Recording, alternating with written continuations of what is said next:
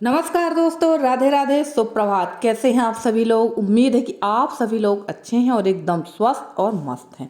तो मैं भी अच्छी हूँ और स्वस्थ हूँ और मस्त भी हूँ। तो सुबह का टाइम हो चुका है और मैं उठी थी 5:30 बजे, क्योंकि नल आ चुके थे। तो सबसे पहले मैंने पानी वानी का काम किया है, डस्टिंग का काम किया है और अब मुझे करना है ब्रश। तो ब्रश करने के पहले मैं चढ़ा देती हूँ यहाँ पर चाय, और चाय चढ़ा देंगे और ब्रश करके आएंगे और फटाफट से पियेंगे चाय, क्योंकि भाई ब्रश करने के बाद मुझे तुरंत ही चाय चाहिए रहती है। तो ये तो सभी की कहना चाहिए मॉर्निंग टॉनिक है चाय। एक प्रकार से हम लोग इसके बहुत आदी हो चुके हैं। बगैर चाय पिए तो हमारा कुछ काम होता ही नहीं। वैसे तो मुझे ज़्यादा चाय पीने की आदत नहीं है, 2 या 3 बार ही चाय पीती हूँ मैं, पर सुबह की चाय अब बहुत ही ज़्यादा ज़रूरी हो गई है। और शादी के पहले और शादी के बाद तक मैं चाय नहीं पीती थी। चाय मैंने ससुराल से ही पीना सीखी है और आज ऐसी लत लग गई है कि बगैर चाय के कुछ काम ही नहीं होता है। चलिए फटाफट से चाय पी लेते हैं। और ये ब्लॉग है कल का, और कल थी नर्मदा जयंती। तो मैंने आप लोगों के साथ बताया भी था कि मुझे जाना है आज। यहाँ पर हमारा जो गाँव है ना, यहाँ पर नर्मदा मंदिर बना हुआ है, नर्मदा माई का मंदिर, और वहाँ पर कल बहुत भव्य प्रोग्राम हुआ है। बट हमारी जो प्रॉब्लम्स होती हैं महिलाओं की, उस वजह से मैं जा ही नहीं पाई। सुबह तक तो पूरा मूड था, उसके बाद फिर मेरा जाना कैंसिल हो गया। यशी लोग गई थी और दिमाग में ये बात भी नहीं आई कि थोड़ा सा वीडियो वहाँ का बना कर ले आती तो मैं आप लोग के साथ शेयर कर देती। चलिए कोई बात नहीं, शायद मैया की इच्छा नहीं थी कि मैं वहाँ जाऊँ। और उसके बाद आ गए हम लोग छत पे। तो यहाँ पर मैं आ गई थी छत पे, और अभी तक तो पूरा मूड था कि बस यहाँ का ये काम निपटाना है, नहाना धोना है और चलना है। तो विचार तो यही बनाया था, पर 12 साढ़े 12 बजे जब जाने का विचार हुआ तो फिर मैं नहीं गई थी। और ये टाइम है लगभग यहाँ पर 7:30 पौने 8 बजे का। तो मैं आ गई थी छत पे। यहाँ पर सबसे पहले गेहूँ को फैला देंगे, क्योंकि कौवा ने अपनी चोंच से इसको पूरी तरह से ख़राब कर दिया। तो इसको मैं हाथ चला देंगे। और वैसे गेहूँ तो सूख गया है, ऐसा नहीं सूखा नहीं है, पर लगभग अभी मैं इसमें 2 या 3 दिन की धूप दिखाऊंगी, क्योंकि डर रहता है गेहूँ ख़राब होने का। तो इसमें 2-3 दिन की धूप दिखाकर अच्छी तरह से सुखा लेंगे। और अभी मुझे 2 ही दिन हुआ है, यानी 1 दिन और ये कल दूसरा दिन था। तो 2 दिन की धूप तो वैसे 2 दिन नहीं हुआ है, ये कल सुबह ही मैंने यहाँ पर गेहूँ फैलाया, क्योंकि परसों मैंने धुला था। कल, हाँ, यानी मैंने धुला है इसको, कल था मंगलवार, सोमवार के दिन धुला था शायद, हाँ सोमवार के दिन शाम, हाँ सोमवार के दिन शाम को धुला था मैंने। और कल था मंगलवार और आज है बुधवार। तो चलिए फटाफट से हाथ चला देते हैं, ताकि ये एक बराबर हो जाए, और जहाँ गीला होगा वहाँ पर भी हाथ चल जाएगा तो ठीक रहेगा। इसके बाद मुझे साफ़ करना है चना, क्योंकि चना भी रखा काफ़ी दिन हो चुका है। तो करना तो पड़ेगा ही, चाहे आज करूँ या कल करूँ, करना ही पड़ेगा। तो चना भी साफ़ कर लेंगे। यहाँ मैंने इतना चना साफ़ कर लिया था। चने में कुछ भी नहीं है, जो कचरा था वो तो निकल चुका है। सिर्फ इसमें जो बारीक नीम की पत्तियां रह गई, तो वो मैं चलना से चालती जा रही थी और फटक फटक के रखती जा रही थी। और इसको भी मैं चक्की से दरवा के रख लूँगी। और इसके बाद मैं 2 दिन के लिए लगवाऊंगी एक मजदूर को, उसको मैंने बुलवाया है। पर जब मेरा थोड़ा ये गेहूँ सूख जाए 1-2 दिन और ये चने की दाल दर जाएगी, तब मैं उसको बुलवाऊंगी, ताकि उसका सीधा सीधा काम रह जाए, दाल को फटकना, गेहूँ को फटक बीन कर रखना। क्योंकि अगर आप जो है ना, कहना चाहिए सारे काम करने के लिए अगर उसको भेजो तो 5 दिन भी लगा देगी। उसके अलावा चक्की अगर जाएंगी तो एक टाइम चक्की में ही लगा देंगी।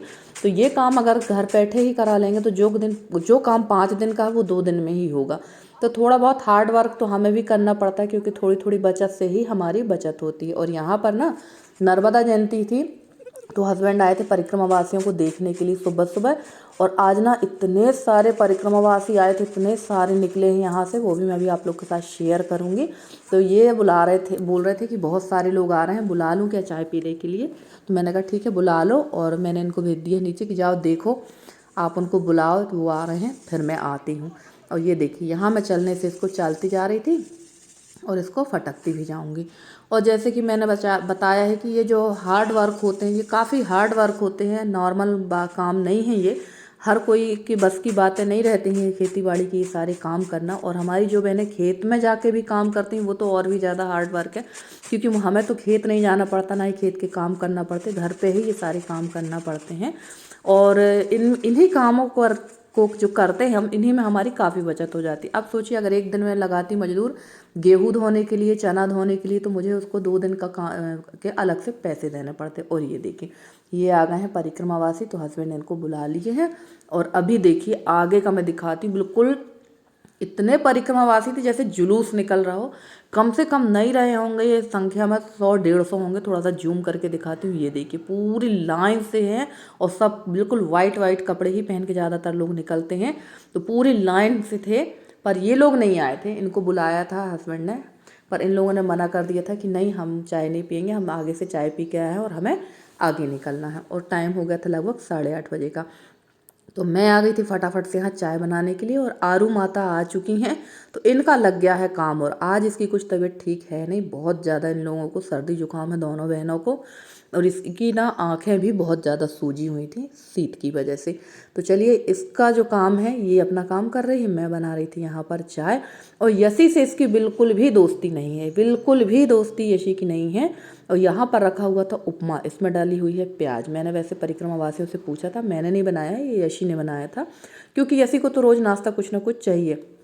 और मैंने उनसे पूछा था तो उन लोगों ने मना कर दिया कि बेटा हम प्याज वाला नहीं खाएंगे। मैंने बोला भी कि मैं दोबारा से बना देती हूँ पोहा वगैरह, तो उनने मना कर दिया। बोले नहीं बिटिया हम चाय बस पियेंगे और हम आगे निकलेंगे क्योंकि हमको निकलना है। तो चलिए दे देते हैं चाय। और मैंने ना चाय कुछ ज़्यादा ही छान ली थी, क्योंकि पीछे देखा था आपने कितने सारे परिक्रमावासी आ रहे हैं। और यहाँ गंजी में मैंने पानी भी चढ़ा दिया था कि अगर आ जाएंगे तो तुरंत में चाय बना देंगे, पर उन लोगों ने मना कर दिया। और वो पूरा जुलूस जो था, नहीं रहे होंगे तो बताया ही 100-150 के लगभग, और ज़्यादा ही रहे होंगे क्योंकि मैंने अनुमानित बताया था सामने की लाइन देख के, तो ये ज़्यादा ही रहे होंगे। और उन लोग सीधे आगे निकल गए थे। तो चलिए चलते हैं। और ये जो दादा लोग हैं ना, ये सब 60-65 से ऊपर, 60-65 से लगभग ऊपर के ही हैं। और बड़ा अच्छा लगा, ये आए हुए हैं मंदसौर जिला से, यानी ये हमारे एमपी से ही हैं। और बहुत अच्छा लगा है दादा लोगों से बात करके। तो यहाँ मैंने सबको चाय दे दी है, और चलिए थोड़ा देर इनसे बात करेंगे, उसके बाद फिर चली जाऊँगी मैं ऊपर, जो मेरा काम बिखरा हुआ है वो सारा काम समेटूंगी। तो चलिए थोड़ा देर मैंने यहाँ बात की और थोड़ी ही क्लिप बनाई थी। और यहाँ मुझे बज गया था सुबह के 9, और मुझे भी काफ़ी जल्दी थी कि मुझे भी जाना था मंदिर, तो मैं भी जल्दी जल्दी अपने काम में निपटाने को लगी थी। तो चना मैंने पूरा चाल के फटक लिया है, और बिल्कुल भी कंकड़ नहीं थी चने में। तो अब इसको नाप नाप के रख देंगे इस बोरी में, ताकि अब सिर्फ दराने का काम रह जाए। तो चक्की में जाऊंगी नहीं, देखूंगी, हस्बैंड से मैंने बोला था, तो वही ले जाकर चक्की से दरवा के ला देंगे। और जो मजदूर आने वाली है वो मेरे ही गांव की हैं, तो 1-2 दिन में उनको बुलवा के ये सारा बीना छानी का काम उनसे करवा के रखवा लूँगी। क्योंकि ना मैं बीनना तो कर लेती हूँ, पर मेरे से उतने अच्छे से फटकते नहीं बनता जितने अच्छे से उन लोग फटक के साफ़ कर लेती हैं। टेम्परेरी तो कर ही लेती हूँ, और काफ़ी मतलब कहना चाहिए सीधे शब्दों में कहा जाए तो काफ़ी मदद भी हो जाती है, काफ़ी हेल्प भी हो जाती है। ये सारे काम खुद भी कर लेती हूँ और उन लोगों से भी करवा लेती हूँ। और जैसे कि मैंने बताया है कि अगर मैं गेहूँ चना धोने के लिए अगर उनको लगाती तो मुझे अलग से 2 दिन 3 दिन का चार्ज उनको देना पड़ता। तो थोड़ी जो 2 दिन 3 दिन की जो बचत है वही हमारी छोटी बचत है, और यही हार्ड वर्क कर करके हम लोग थोड़ा थोड़ा पैसा बचाते हैं, जिससे हमारी गृहस्थी सुचारू रूप से चलती है। और एक महिला को ये सब करना भी चाहिए, क्योंकि इसी से हमारा जो छोटी इनकम वाले लोग हैं उनका काम तो ऐसे ही चलता है भाई, सीधी बात कहें। और आज की हमारी जो छोटी छोटी बचत है ना, ये कल हमारे काम आएगी। बहुत सारे लोग मुझसे यही कहते हैं कि आप ये सब काम क्यों करती हैं, आप कोई मजदूर लगा लो, आप इतना करते हो। तो मेरा सोचना ये है, हो सकता है आप लोग गलत सोचें, मेरा सोचना ये है कि आज अगर मैं आराम करूँगी तो बुढ़ापे में क्या मैं काम करूँगी। आज मैं काम करके जो बचत करूँगी वो मेरे बुढ़ापे के काम में आ जाएगी। और जैसे कि मैंने बताया कि अब मैं 2 दिन के लिए मजदूर लगाऊंगी, क्योंकि काम मेरा काफ़ी ज़्यादा बढ़ा हुआ है, तो इसमें हेल्पिंग हैंड तो लेना ही पड़ेगी मुझे, किसी न किसी की हेल्प लेना ही पड़ेगा। तो वो ठीक रहेगा, इस और ठीक भी रहता है कि थोड़ी बहुत हेल्प भी हो जाती है, तो थकान वगैरह भी नहीं होती है। छत पर लगा देते हैं झाड़ू, क्योंकि जब यहाँ मैंने गेहूँ धोला था ना तो बहुत ज़्यादा यहाँ पर कचरा था, मिट्टी भी थी, गेहूँ का जो कचरा था उसमें जो कचरा रहता है गेहूँ का वो भी पूरे में पानी के साथ बह गया था, जो कि साफ़ करना बहुत ज़रूरी है। क्योंकि कहते हैं ना कि छत गंदा नहीं होना चाहिए, हमारा सिर कहलाता है और इसे हमें गंदा नहीं रखना चाहिए। तो चलिए ये सारा साफ़ कर देते हैं। जिस दिन मैंने गेहूँ धुला था सोमवार के दिन, तो यहाँ पर ये पूरा गीला हो चुका था, जिसकी वजह से मैंने धुला साफ़ नहीं किया था। अब साफ़ कर देते हैं। और ये देखिए ये जो कचरा निकला है ना, लगभग 1 टब कचरा निकला है गेहूँ से, और इसके अलावा और जो कचरा था वो मैंने फेंक दिया क्योंकि पूरे छत पे ही फैला हुआ था। तो मैंने सामने सामने का ही आप लोगों को वीडियो बना के दिखाया है। तो चलिए ये सारा फेंक देंगे। और बहुत ज़्यादा कचरा था और सबसे ज़्यादा थी इसमें नीम की पत्तियां जो मैंने रखी थी गेहूं के साथ में। और अभी मेरा और भी गेहूं बचा हुआ है, ऐसा नहीं है कि सारा गेहूं धुल गया है, और भी रखा हुआ है गेहूं। तो जब ये धुल जाएगा तब 3 कट्टी का गेहूं वो धोकर डालेंगे ताकि ये अच्छी तरह से सूख जाए और जगह भी हो जाए छत पे। फिर मैं दूसरा गेहूं धोकर डाल दूंगी। तो चलिए यहाँ का काम तो हमारा निपट चुका है। अब चलते ही नीचे की तरफ। और नीचे अभी मेरे कपड़े वगैरह, ढेर सारे कपड़े रखे हुए हैं, मशीन में लगे हुए हैं। तो सारे कपड़े मशीन से मैं मशीन निकाल कर बाहर डाल दूंगी क्योंकि 2-3 शिफ्ट के कपड़े हैं। थोड़ी थोड़ी मैं गर्म कपड़े भी धुलती जा रही हूँ। और ये देखिए चारों तरफ का नज़ारा, ये कुछ इस तरह का। अब छत हमारा काफ़ी साफ़ दिख रहा है, वरना फैला फैला सा गंदा सा अच्छा भी नहीं लगता है। और चलते ही नीचे, और जब मैं नीचे पहुंची थी टाइम हो गया था 10:30 बजे का। और मेरे पास फ़ोन भी आ रहे थे कि चलो मंदिर चलना है करके, तो जल्दी जल्दी काम निपटाने की भी पड़ी थी।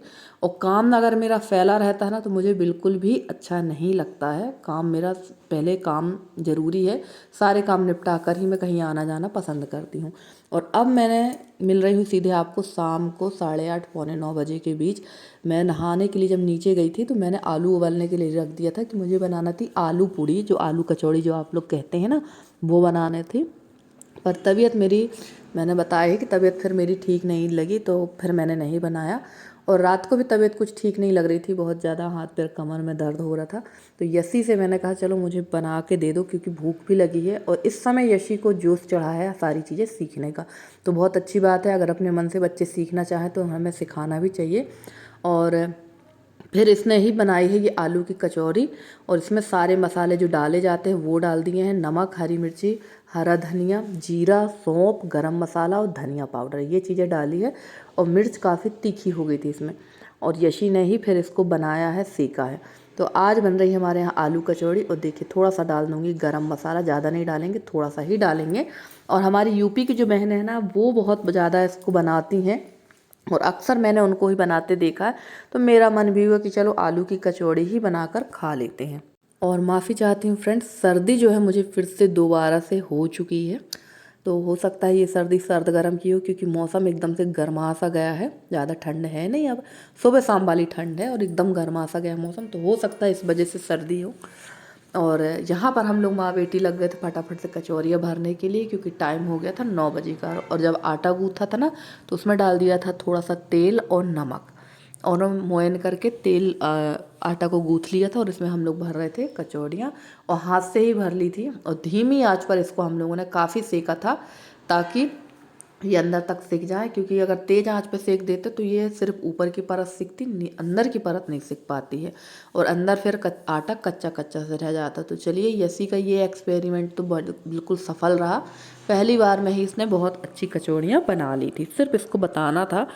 और मैं चाहती हूँ कि जैसे मैं हर काम में परफेक्ट थी वैसे ही मेरी बेटी हर काम में परफेक्ट हो। कभी उसके मुंह से ये ना निकले कि मेरे से ये काम नहीं बनता है। हाँ, ये बात अलग है कि समय और परिस्थितियों को देखकर ही काम में हाँ बोलना चाहिए। अगर आपने हाँ बोला तो फंसोगे भी आप। हो सकता है ये बात बहुत लोगों को बुरी लगे कि यार गलत शिक्षा दे रही है, पर सच्चाई यही है क्योंकि ये चीज़ मैंने बहुत ज़्यादा इस चीज़ को झेला है।